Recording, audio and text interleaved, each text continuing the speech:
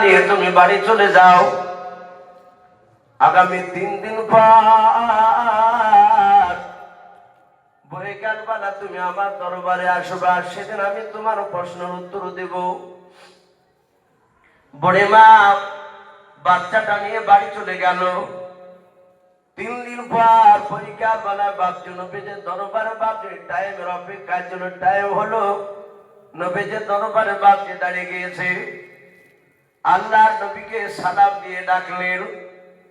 নবী সালামের উত্তর দিয়ে বলেন, বুড়িমা এবার বলো তুমি কেন আমার কাছে এসেছো, কেন তুমি ডাক দিছো বলো।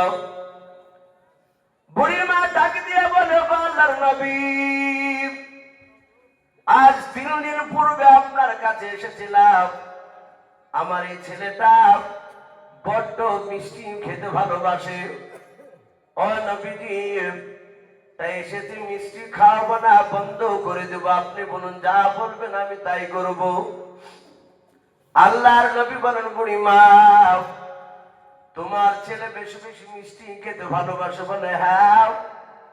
বলে মা একেবারে মিষ্টি বারণ করবো না খেতে, কিন্তু যে পরিমাণ মিষ্টি খায় তার চেয়ে তুমি কমিয়ে দেবা, পরিমাণটা যেন কম হয়। এই বুড়িমা বেশি তোমার ছেলেকে মিষ্টি তুমি খাওয়াবা না। বুড়িমা বাপজি রসুলের কথা শুনে ডাক দিয়ে বলেছিল, আল্লাহর নবীজি এই কথাটা আপনি 3 দিন আগে কেন বলেন নাই? সামান্য কথাটা সেদিন বলে নিতে পারতেন। আল্লাহর নবীজি কাঁদেন আর বলেন, বুড়িমা সেই দিনকে আমি কেন এই কথাটা বলি নাই তুমি তো জানো না, বলে নাও। বলে বুড়িমা যেদিন তুমি আমার কাছে প্রথমে এসেছিলে ছেলের মিষ্টি খাওয়ার ব্যাপারে জিজ্ঞাসা করলেও, ওগো বুড়িমা সেই দিনও আমি বেশি মিষ্টি খেয়েছিলাম। বলুন সুবহানাল্লাহ। এই বুড়িমা আমিও যে বেশি মিষ্টি খেতে ভালোবাসতাম, আমি 3 দিন পর আসতে বললাম। এই 3 দিন পর্যন্ত আমি মিষ্টি খাওয়া কমে দিয়েছে, আমি বেশি খাই নাই রে বুড়িমা। আমি কম খেয়েছি তাই তোমার নাতিকে বলি, তোমার ছেলেকে বলছে তোমার ছেলে যেন কম খায়। ও বাপজি ভাইয়েরাও, এ ছিল রাসূলুল্লাহ পয়গম্বর জনাবে মুহাম্মদুর রাসূলুল্লাহ সাল্লাল্লাহু তাআলা আলাইহি ওয়াসাল্লামের চরিত্র। বলুন সুবহানাল্লাহ। একটু জিকির করুন, লা ইলাহা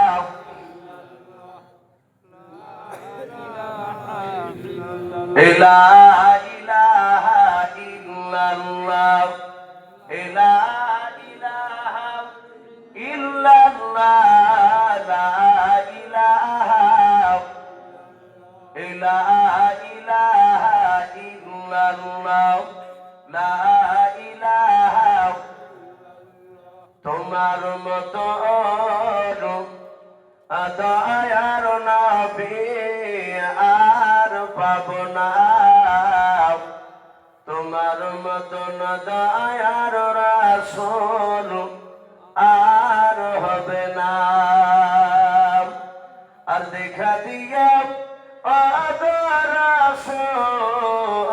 রাসূল চলে যেও না, তোমার মতন দয়ার নবী আর হবে না, তোমার মতন দয়ার রাসূল আর পাবো না। তোমার আশিক দরুদ পড়ে, তোমার আশিক দরুদ পড়ে, রওজা শরীফ সামনে করে, আর রওজা শরীফ জিয়ারতে গুনাহ থাকে না। তোমার মতন দয়ার রাসূল আর পাবো না, তোমার মতন দয়ার নবী আর হবে না। হরে হরিণেরই বাচ্চারা কয়, হরিণেরই বাচ্চারা কয়, হরিণেরই বাচ্চারা কয়, মাগো মা তোমার দুধ মরা খাবো না। হরিণেরই বাচ্চারা কয়, মাগো মা তোমার দুধ মরা খাবো না। আর তোমার দুধ খেলে পারে ওই দয়ার নবী বাধায় আছেন, পাওয়া যাবে না। তোমার মতন দয়ার রাসূল আর হবে না। জিকির লা ইলাহা। ভাই একটু মহব্বত পড়ে জিকির কাজে লাগবে কিয়ামতের ময়দান।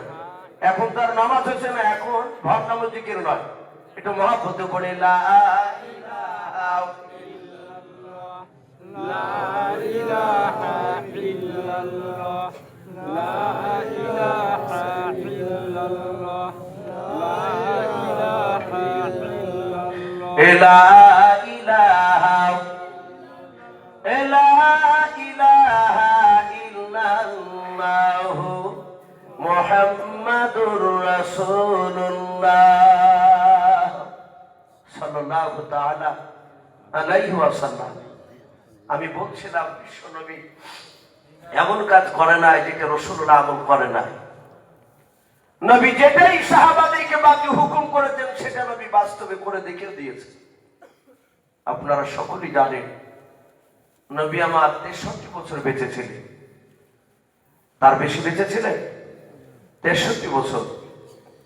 ইসলামের দাওয়াত, কলেমার দাওয়াত ক বছর দিয়েছিল বাপ মনে আছে কারো? 23 বছর। 1, 2, 3 করে 40 পর্যন্ত নবী কাউকে কিছু বলেন নাই। কোরআন নাজিল হলো 40 বছরে, মৃত্যু পর্যন্ত এই যে 63 পুজতে 23 বছর নবীজি মানুষের দ্বারে দ্বারে কলেমা দাওয়াত দিয়েছে। শুধু দাওয়াত দিয়েছে তা নয়, নবীর চরিত্র দেখে বেঈমানেরা ফলো করে তারা ঈমান এনেছে। সাহাবারা দিওয়ানা হয়ে গিয়েছিল নবী। নবীর সাথে যত মিশে তত সাহাবারা পাগল পারা হয়ে যায়। এত বড় দামি লোক। অনেক সময় সাহাবারা বলতে এই কাজটা মানুষের দ্বারা সম্ভব নয়। নবী বলতেন সাহাবা আমি জিন নয়, আমি নূর নয়, ফেরেশতা নয়, আমি মানুষ। বাপজি আমার সোনা নানেরা, নবীজি বলেন হুকুকুল্লাহ আর হুকুকুল ইবাদ। আল্লাহ নিজে বলেছেন বান্দার সাথে আল্লাহর কিছু হক রয়েছে, যেমন 5 ওয়াক্ত নামাজ পড়া। আচ্ছা বলে একটা বেনামাজি মানুষ 1 ওয়াক্ত নামাজ পড়েনি, সে মারা গিয়েছে। কিয়ামতের ময়দানে ফেরেশতা বলল এর একটাও নেকি নেই। আল্লাহ জিজ্ঞাসা করেন দেখ তো কিছু আছে কি? বলে কিছু নেই নাকি? বলে গোটা খাতা একেবারে শূন্য, গুনাতে ভরপুর নাকি নেই। আল্লাহ বললেন কি হবে?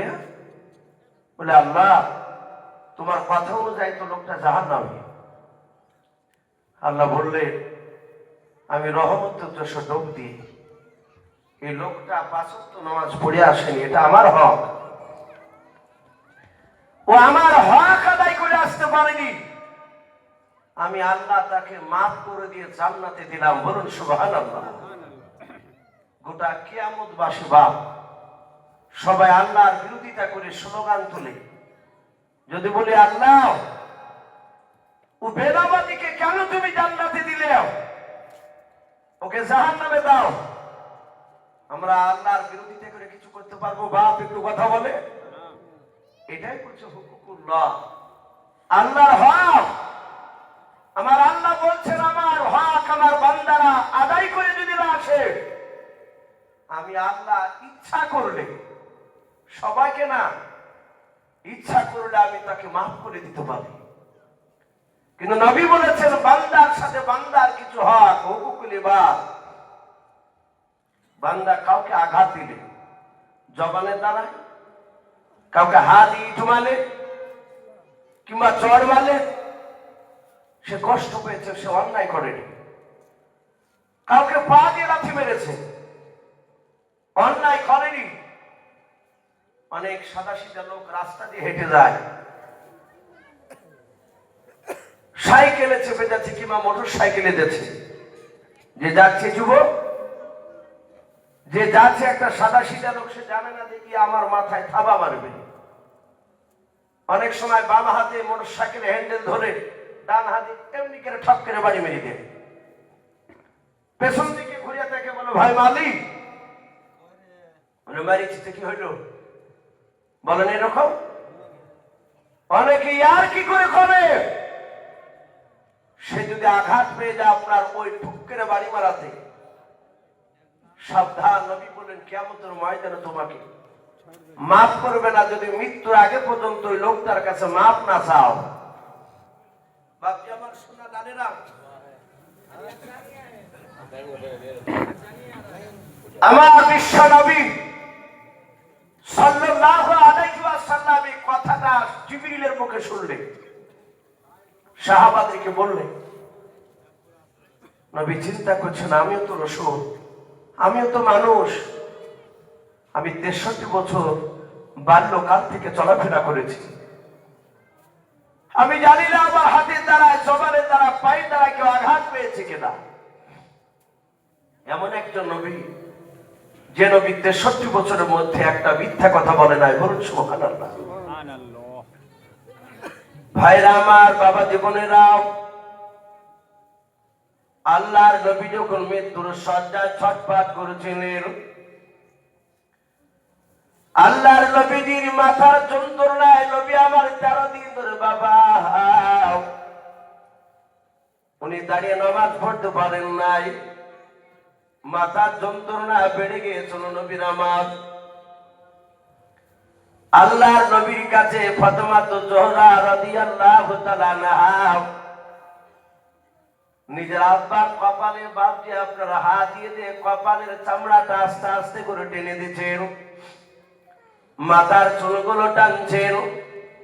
আল্লাহর নবীজি তাকে দেখছেন, ফাতেমার দুই চোখের কোনা দিয়ে পানি গড়ে যায় ঝরঝর করে। রে বাবা, আল্লাহ রাসূল তাকে বলেন, ওরে ফাতেমা, তুমি আমার দিকে চেয়ে চেয়ে কেন কান্না করতেছো, তুমি বলাও। ফাতেমা কপালে বাপের চুমা দিয়ে বলেন, আব্বা যান, মনে হয় আপনি আর দুনিয়ার বুকে বেঁচে থাকবেন না। ওগো আব্বা, আপনি যদি মারা যান, ইন্তেকাল যদি করে যান, আমি কাকে আব্বা বলে ডাকবো, আমাকে কে পিটি বলে আমার কাছে যাবে? ওগো আব্বা,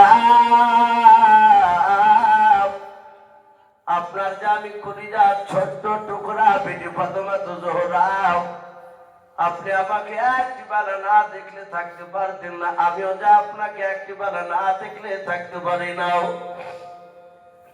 আল্লাহ রাসূল ফাতেমার হাত কানা তুই কাঁদেন আর বলেন, বিটি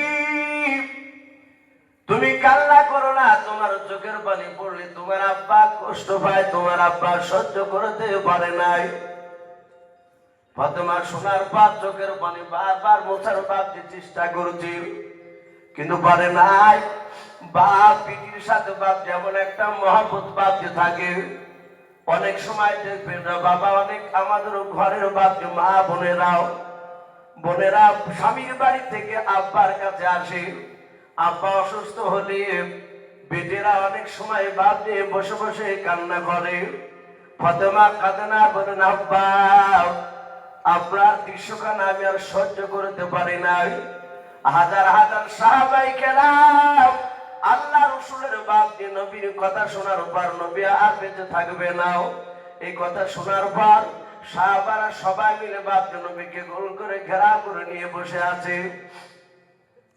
দরদি নবী ফাতেমাকে ডাক দিয়ে বলেন, ফাতেমা তুমি কারানা দাও সাহাবাদের সামনে, আমি তো কথা বলবো।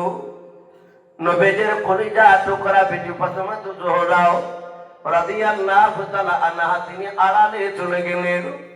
আল্লাহর নবী জনাব মুহাম্মদ রাসূলুল্লাহ সাল্লাল্লাহু তাআলা আলাইহি ওয়াসাল্লাম নবীজি সাহাবাদেরকে নিয়ে বাপজি বসে আছেন।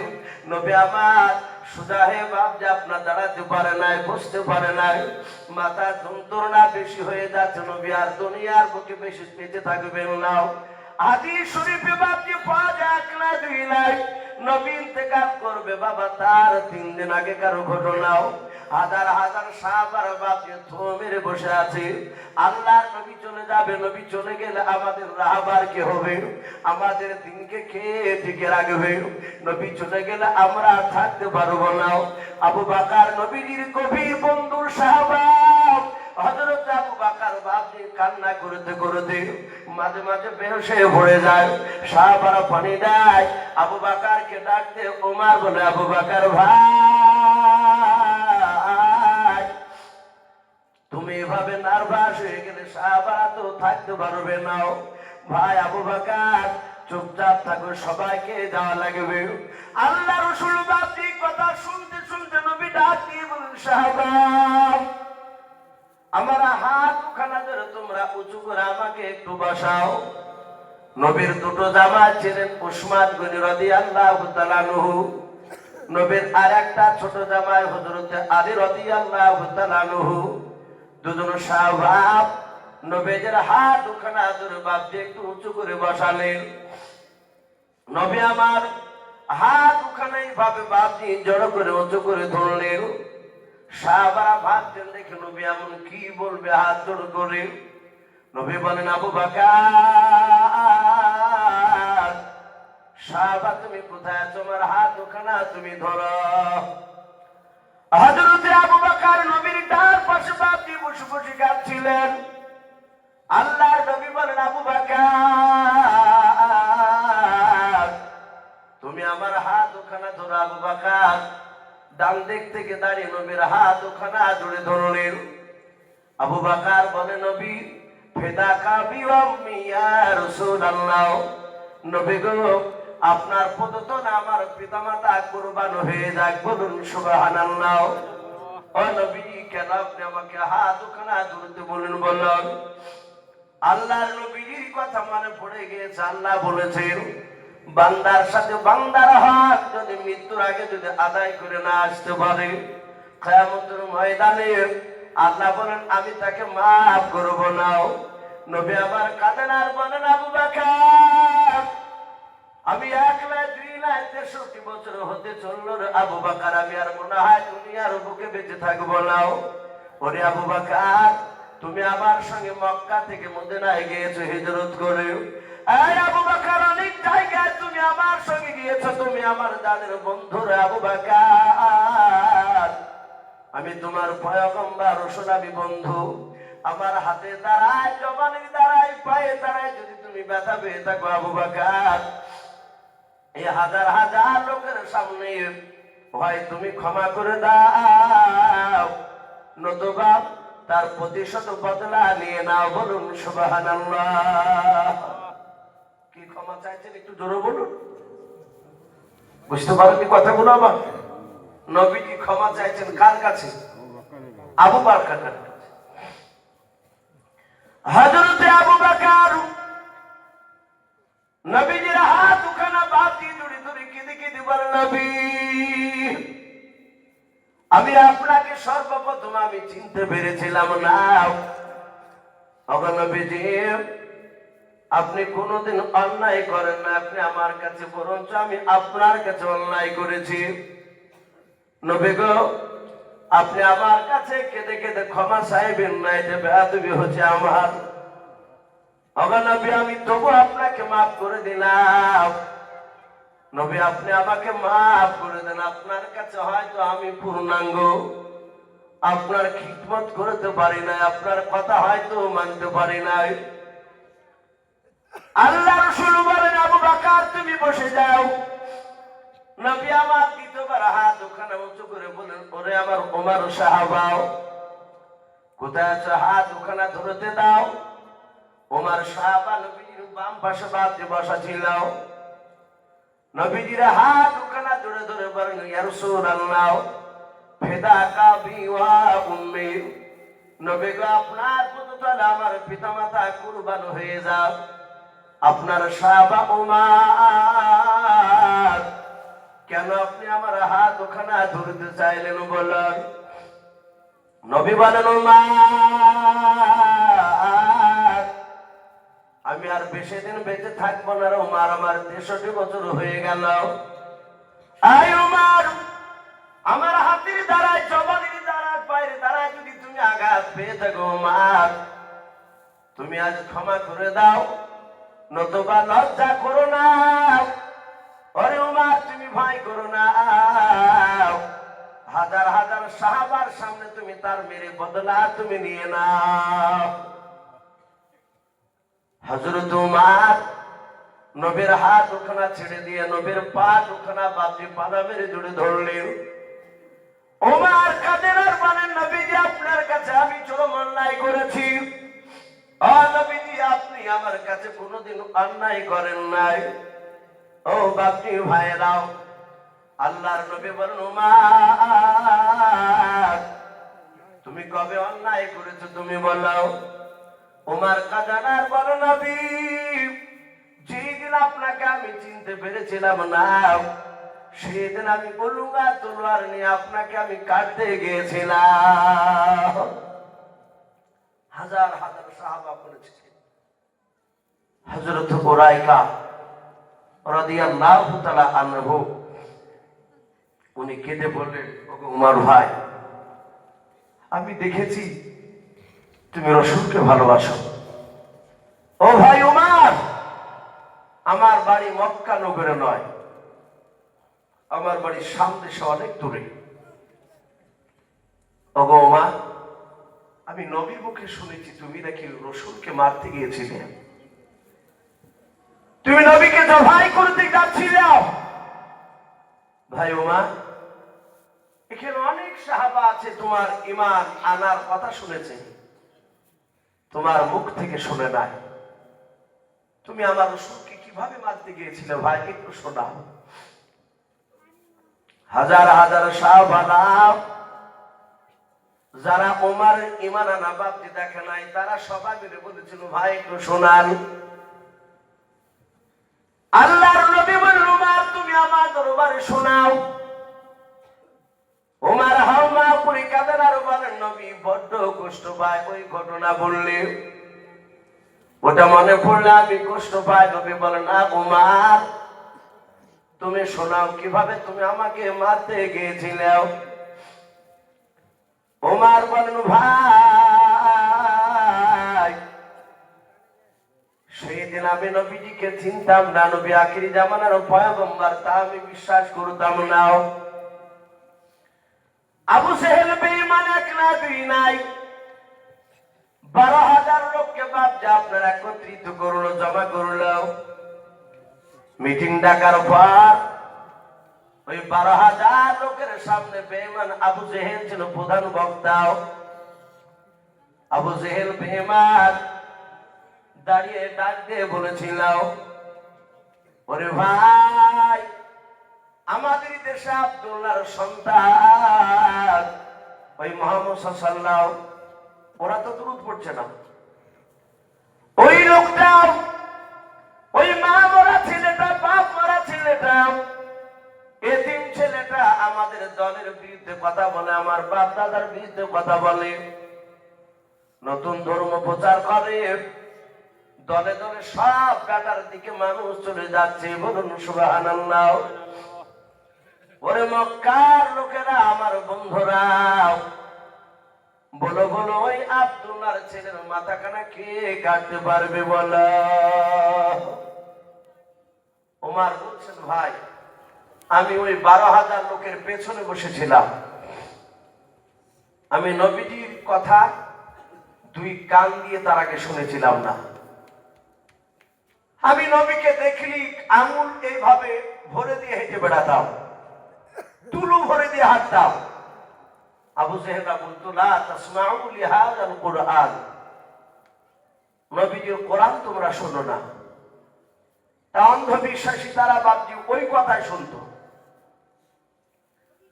আবু জেহেল বলল, কে আছো? আব্দুল্লাহ ছেলে মোহাম্মদের মাথা কাটতে পারবা? কোন মায়ের সন্তান হাত উঁচু করো? ওমর বলছেন, ইয়া রাসূলুল্লাহ, ইয়া হাবিবাল্লাহ, সবাই দেখছি তাকাতাকি করছে, কেউ হাত তুলে নাই, সাহস পাই নাই। কেউ যখন হাত তুলে না তখন আমি হতভাগা ওমর, আমি পেছনে বসেছিলাম। আমি বললাম, এই আবু জেহেল, আমি ওমর। বুকে হাত তালি মেরে বললাম, আমি ওমর আব্দুল্লাহর মাথা কেটে নিয়ে তোর পায়ের তলে নিয়ে এসে ফেলবো। কি দিবি তাই বল। আবু জেহেল ওমরের কথা শুনে বলল, খাত্তাবের বেটা ওমর ছাড়া কেউ পারবে না, এটা আমরা জানতাম। বলে 12,000 লোক আমার সাহসিকতা দেখে এইভাবে হাত তালি মেরে তারা আমাকে আনন্দ দিল। ও আল্লাহর নবী, আমি সেদিনও আপনার কথা শুনি নাই, কিন্তু লোকে আপনার নাম করত, লোকে বলা বলি করত, আব্দুল্লাহর ছেলের কোনো দোষ নাই। কিন্তু আমরা আবু জেহেলের কথা শুনতাম, কিন্তু নবী মক্কার লোক ওমরের সামনে কেউ হাত তুলে কথা বলতে পারতো না। কেন? ওমর ছিল সেই সময় বিখ্যাত মস্তান।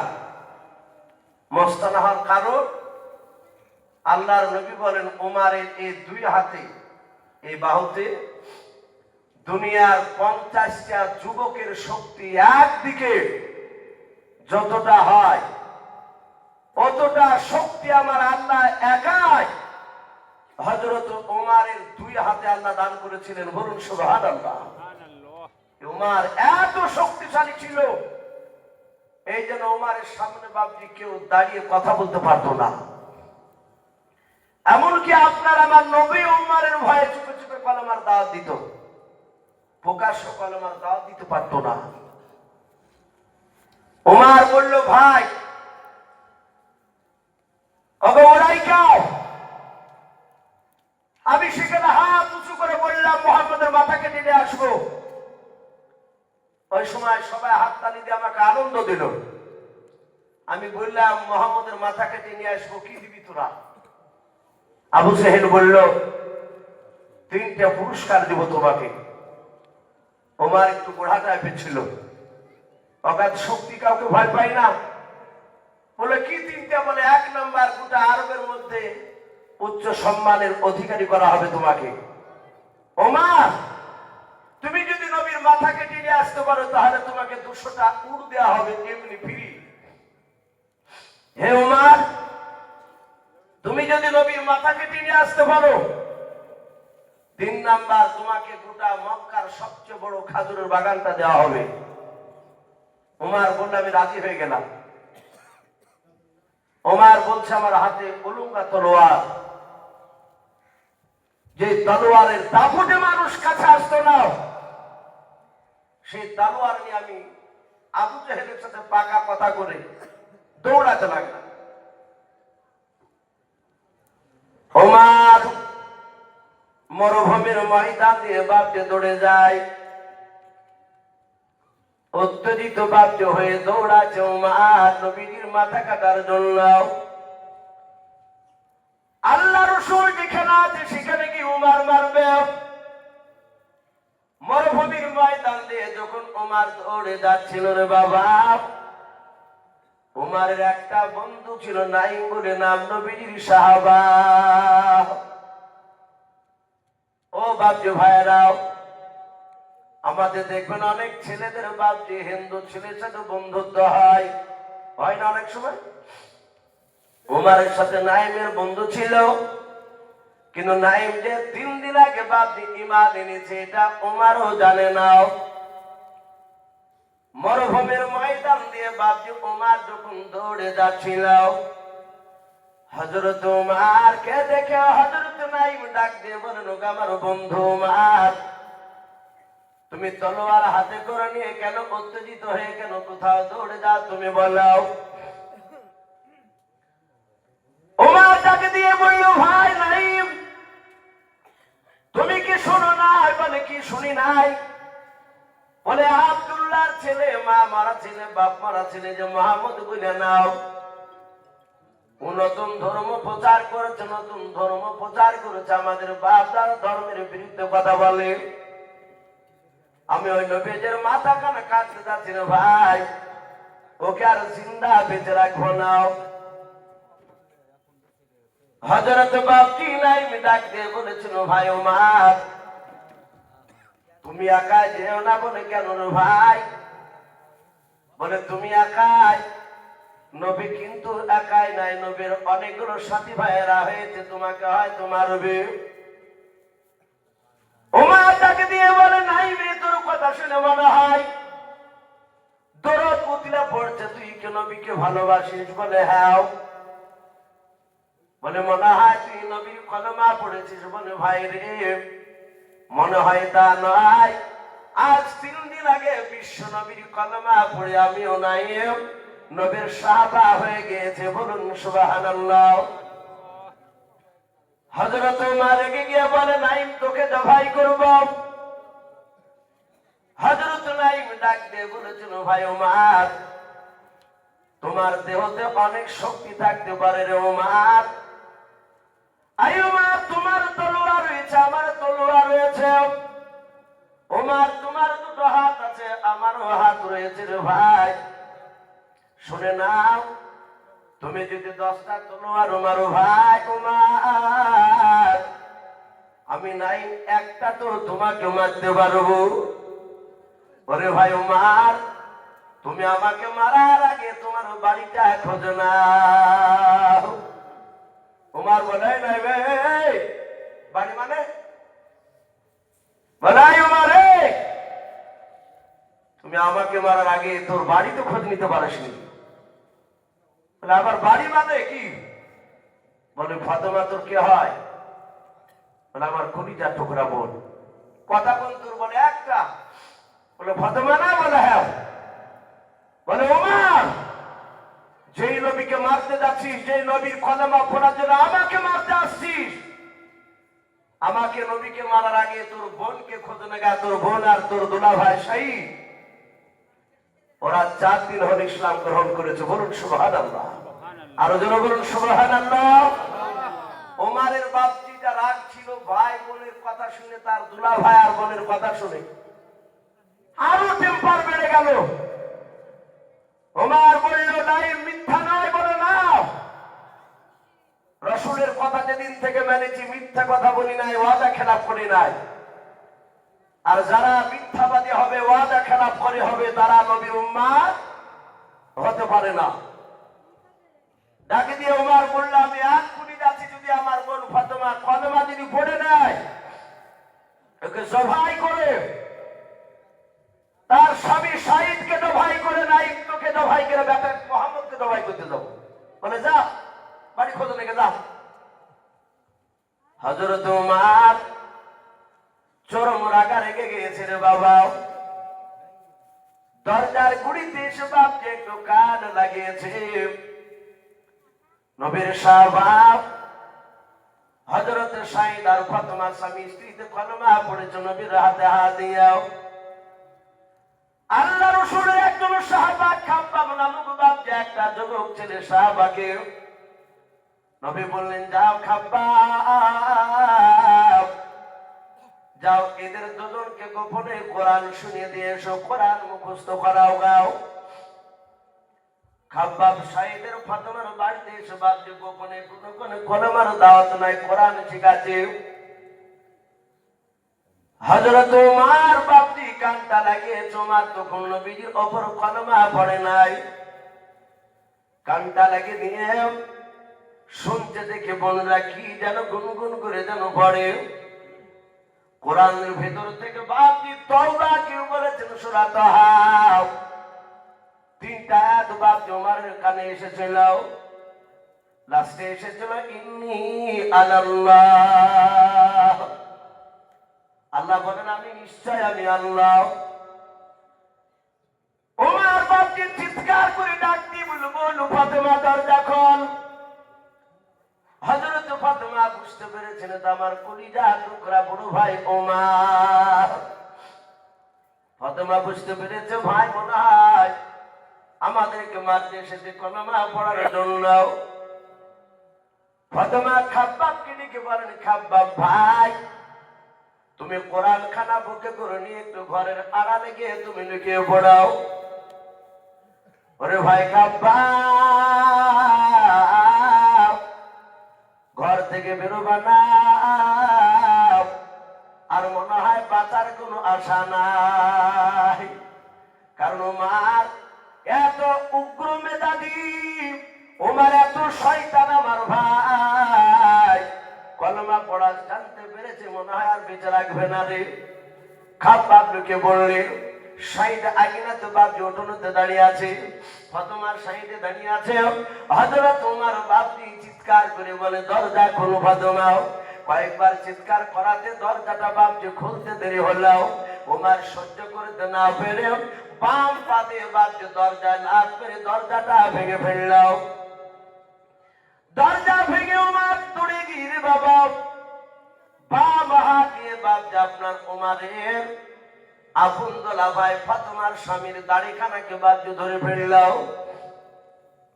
দাড়িটাকে ওমর এমন করে বাপজি চেপে ধরেছে, দাড়িকে ধরে ভাবে নড়াচ্ছে, ছিটকা মারছে আর বলছে, শাহিন ভাই, শুনলাম তুমি নাকি কলমা পড়ে নিয়েছো ওই নবীজির। শাহিদ বলেছিল, ভাই শুধু আমি একাই নয়, ওই দেখো তোমার কলিজার টুকরা বোন ফাতেমা পড়ে নিয়েছে, বলুন সুবহানাল্লাহ। ওমর রেগে গিয়ে বাপকে দাড়িখানা ধরে টান মেরে তার শাহিদ ভাইকে ফেলে দিল আগুনের উঠোন মাটিতে। যাতে দালাস করে পড়ে গিয়েছে ফাতেমার স্বামী। আর ওমর দৌড়ে গিয়ে বাপকে নিজের দোলা ভাইয়ের বুকের উপর দাঁড়িয়ে বাপকে পা দিয়ে লাথ মারতে লাগলো। পা দিয়ে লাথ মারে আর বলে, ভাই, ওরে শাহিদ ভাই, আমি ওমর পা দিয়ে লাথ মেরে মেরে তোর বুকের বাতাগুলো সব ভেঙে দেব। তলোয়ারের উল্টো ফিরে দিয়ে বাপকে আপনার আঘাত করে আর জোরে জোরে বাপকে কাঁদে।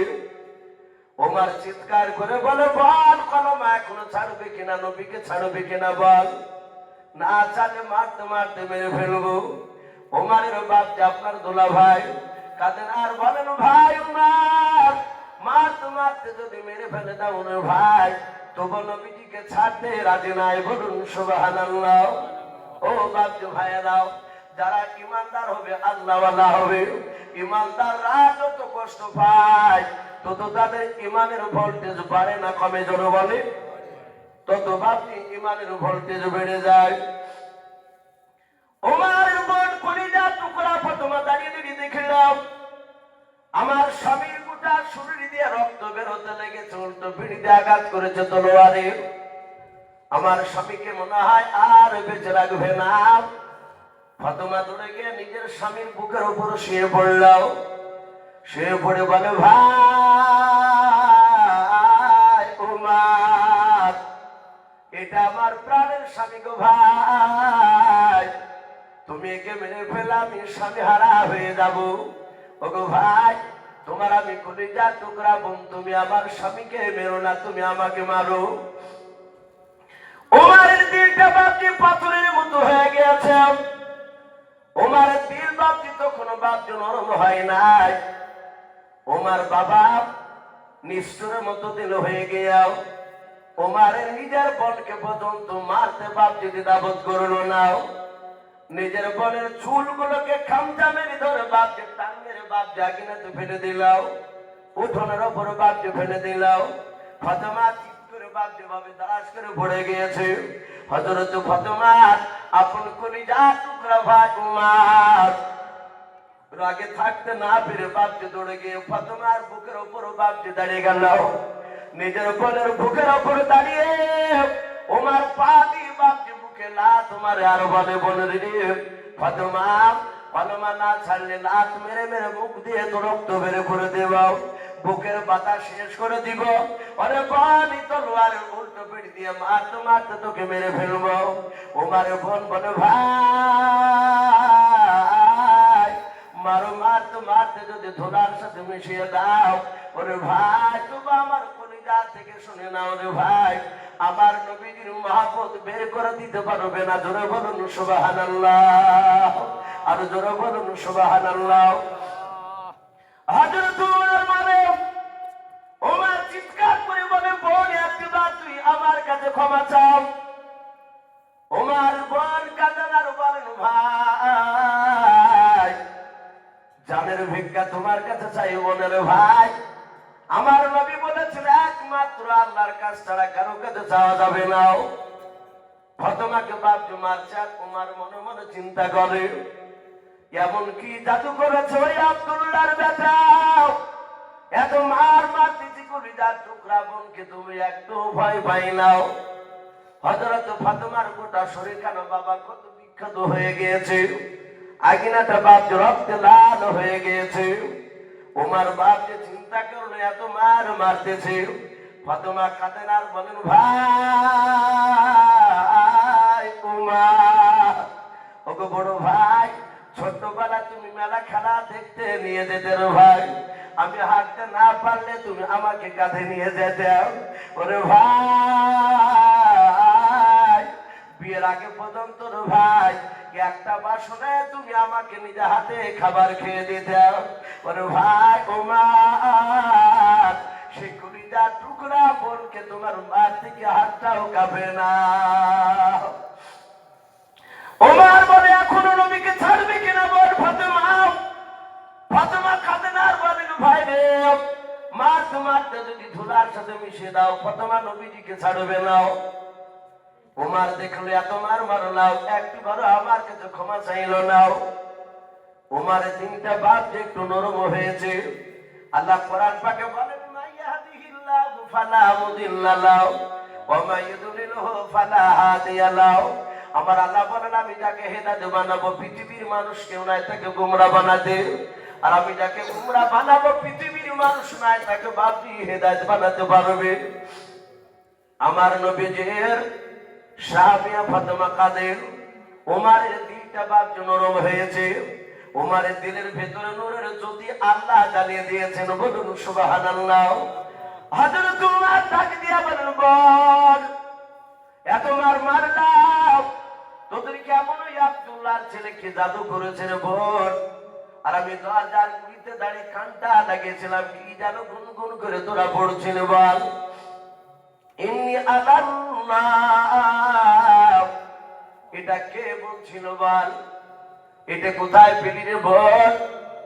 ওমর বোন বলে, ভাই রে, আমরা কোরআন শুনছিলাম। বলে কোথায়? খাব্বাব ঘর থেকে বাপে বেরিয়ে আসলেন, বুঝতে পেরেছেন ওমরের মেজাজটা একটু নরম হয়েছে। খাব্বাব বেরিয়ে এসে বলে, ভাই ওমর, গতকালকে আসর নামাজের পর আল্লাহর নবীজিকে আমি আল্লাহর দরবারে হাত তুলে কাঁদতে শুনেছি। আমার আল্লাহ নবীজি কেঁদে কেঁদে বলছিলেন, আল্লাহ তোমার দিন মনে হয় আর টিকে রাখতে পারবো না।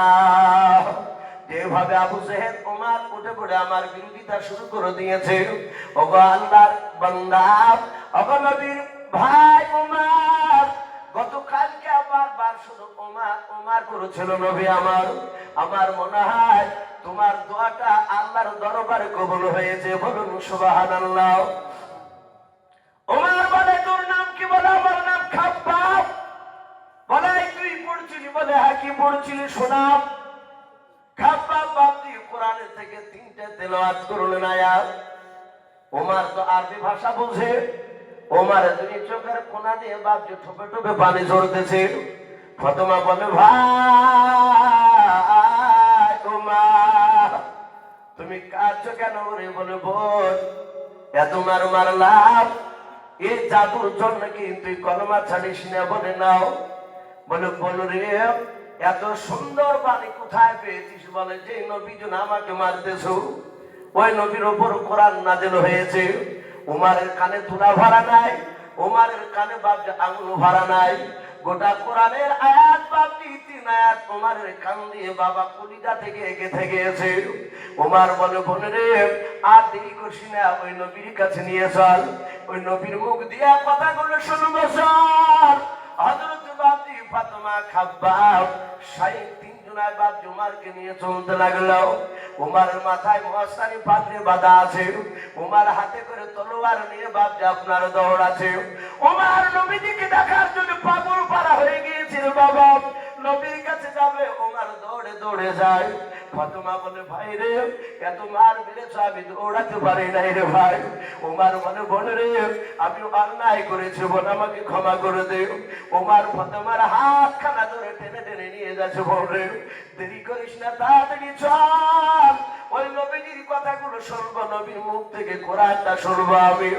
আল্লাহর নবীজিকে দেখে বাপজি দৌড়াতে শুরু করে দিলাম।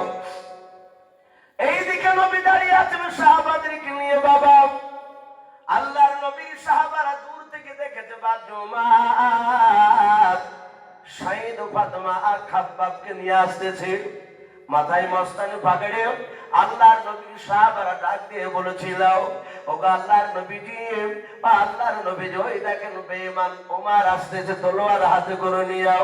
ওগো আল্লাহর নবীজি, আমাদের ধারণা শহীদ আর ফাতেমা এরা ঈমান আনার কারণে উমর হয়তো নিজের বোন আর দুলাভাইকে খাব্বাবকে ধরে নিয়ে আসছে, আপনার কাছে নিয়ে এসে ওদেরকে মারবে, আপনাকে মারবে, আমাদেরকে মারবে।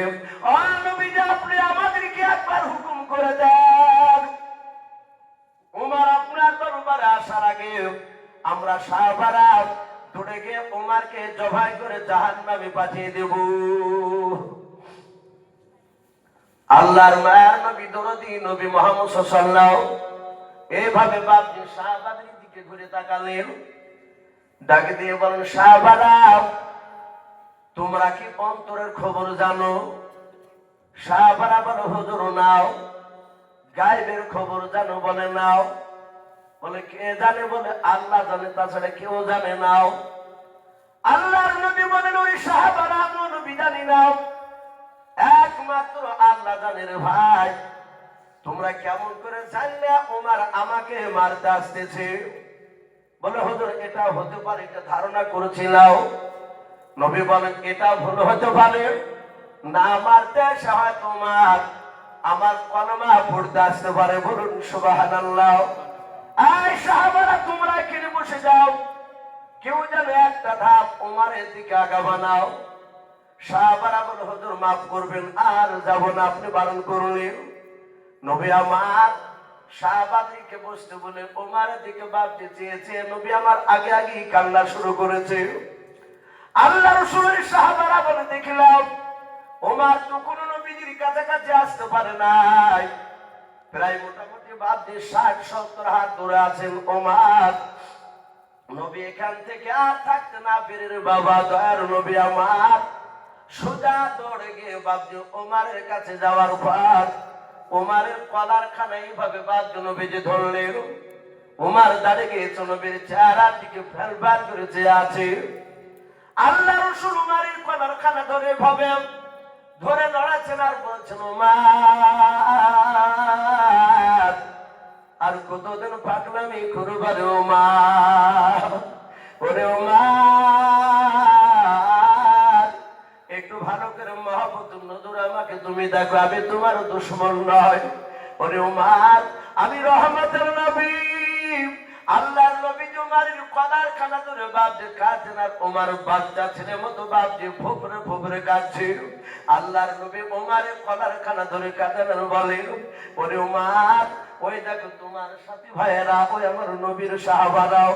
আল্লাহ রাসূল পেছন দিকে সাহাবাদের দিকে লক্ষ্য করে বলেন ওমর ওই দেখো তোমার বন্ধুরা, তোমার সাথী ভাইয়েরাও শুধু তোমার অপেক্ষায় রয়েছে। ওরে ওমর ওই তোমার বন্ধুদেরকে নিয়ে তুমি নেতা হয়ে কবে থেকে তুমি আমার দ্বীনের প্রচার করবা? বলুন সুবহানাল্লাহ। ওরে ওমর অনেক পাগলামো হয়েছে, আর পাগলামো করো না রে ওমর। জাত বাপ নবীজি কাঁদছেন, ওমরও কাঁদছে। ওমর নবীজির পায়ের তলে বাপ যে আপনার তলোয়ার খানা রেখে দিয়াও, নবীর পা দুখানা ধরে ধরে কাঁদেন আর বলুন নবী গো আমি অন্যায় করেছি, আমি হত্যা ছাড়া আমার কোনো আর যোগ্য নাই। ও আল্লাহর নবী যে এই দেখেন তলোয়ার খানা আপনার পায়ের তলে রেখে দিলাম, আপনাকে আমি আগে চিনতাম না নবী গো, আর চিনতে পেরেছি। এই তলোয়ার দিয়ে হয় আপনি উমরকে জবাই করে দেন, নতুবা আপনার কলমা পড়ে মুসলমান বানিয়ে নেন। আল্লাহর নবী যে ওমরকে বাপকে জড়ে ধরে বুকের সাথে জড়ে ধরলেন, কপালে চুমা দিয়ে বলল, ওমর আমি দুনিয়াতে বদলা নিতে আসি নাই। বলুন সুবহানাল্লাহ।